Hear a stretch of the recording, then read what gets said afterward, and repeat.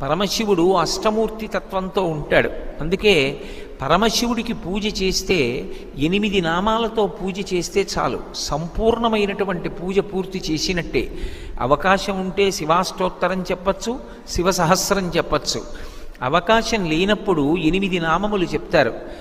ఓం భవాయ దేవాయ నమః, శర్వాయ దేవాయ నమః, ఈశానాయ దేవాయ నమః, పశుపతే దేవాయ నమః, రుద్రాయ దేవాయ నమః, ఉగ్రాయ దేవాయ నమః, భీమాయ దేవాయ నమః, మహతే దేవాయ నమః.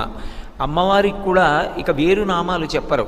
భవస్య దేవస్య పత్నీ నమః, శర్వస్య దేవస్య పత్నీ నమః, ఈశానస్య దేవస్య పత్నీ నమః, పశుపతే దేవస్య పత్నీ నమః అని ఈ 8 నామాలకి మళ్ళీ పత్నీ నమః అని కలుపుతారు.